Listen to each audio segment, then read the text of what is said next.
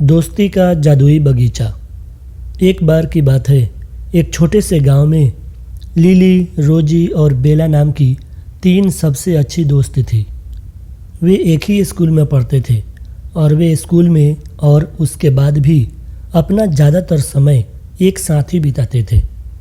एक भारी दोपहरिया में तीनों खेल रहे थे और खेलते खेलते उनकी नज़र अपने स्कूल के पीछे एक छिपे हुए बगीचे पर पड़ी। यह बहुत ही खूबसूरत और जादुई बगीचा था। इतनी खूबसूरत बगीचा उन्होंने पहली बार देखा था, जिसमें रंग बिरंगे फूल, बात करते हुए जानवर और यहाँ तक कि फ्लोरा नाम की एक मिलनसार परी भी थी। जब ये तीनों दोस्त उस परी से मिले तो उसने प्रत्येक लड़की को एक खास जादुई बटन दिया। उसने उनसे कहा कि जब भी वे अपने बटन दबाएंगे उन्हें एक जादुई शक्ति मिल जाएगी। तीनों लड़कियों के जादुई बटन की शक्ति अलग अलग था।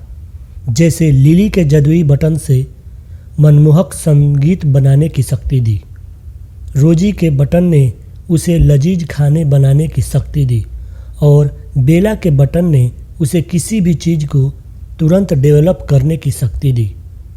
जादुई बटन मिलने के बाद सबसे पहले लड़कियों ने बगीचे को और भी खूबसूरत बनाने के लिए अपनी जादुई शक्तियों का इस्तेमाल किया। उन्होंने कई सारे खेल खेले, तरह तरह के गाने गाए और बात करने वाले जानवरों के साथ पिकनिक मनाई। वही जादुई बगीचा था जहां उनकी दोस्ती परवान चढ़ी। हालांकि जैसे जैसे समय बीतता गया बहुत कुछ बदल गया। लिली और रोजी को लगने लगा कि बेला उतनी सुंदर नहीं रही जितनी वे पहले सुंदर थी। उन्होंने बेला को इग्नोर करना शुरू कर दिया और उसे अपने खेल से बाहर कर दिया। इससे बेला को बहुत दुख हुआ और अकेलापन महसूस हो रहा था, लेकिन वह अब भी अपने दोस्तों से प्यार करती थी। एक दिन जब बेला बगीचे में अकेली बैठी थी, उसने उदासी के कारण अपना जादुई बटन दबा दिया।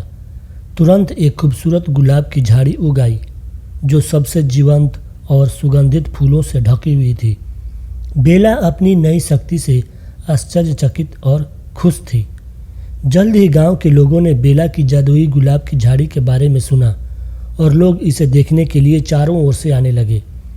इस तरह बेला के बनाए हुए जादुई गुलाब का बाग की वजह से वह मशहूर हो गई और लोग उसकी खूबसूरती की तारीफ करने लगे।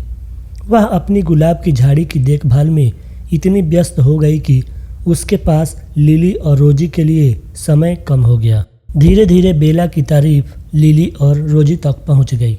इससे लिली और रोजी बेला की नई प्रसिद्धि से जलन कर रहे थे और साथ ही उन्हें इस बात का पछतावा भी था कि उन्होंने उसके साथ कैसा व्यवहार किया। उन्हें अपनी दोस्ती की याद आई और उन्हें एहसास हुआ कि सच्ची सुंदरता दिखावे से नहीं बल्कि भीतर से आती है। एक दिन वे जादुई बगीचे में गए और बेला को अपनी गुलाब की झाड़ी की देखभाल करते हुए पाया। उन्होंने अपने व्यवहार के लिए बेला से माफ़ी मांगी और बेला को बताया कि वे उसे कितना याद करते हैं। बेला ने अपने दोस्तों को माफ़ कर दिया और गर्मजोशी से उनका अपने जीवन में वापस स्वागत किया। तीनों दोस्तों ने मिलकर अपनी जादुई शक्तियों का सही उपयोग करके बगीचे को पहले से भी अधिक सुंदर और आकर्षक बना दिया। उन्होंने ये सबक सीखा कि मित्रता और दयालुता में सबसे ज़्यादा जादुई शक्तियाँ होती है। मोरल ऑफ द स्टोरी ये है कि सच्ची खूबसूरती लोगों के दिलों में बसे दयालुता में होती है और सच्चे दोस्त एक दूसरे को इस बात से महत्व देते हैं कि वे कौन हैं, न कि वे कैसे दिखते हैं। तो कैसी लगी आपको ये मज़ेदार हिंदी कहानी? मुझे उम्मीद है कि आपको पसंद आएगी और आपने इसको एंजॉय किया होगा।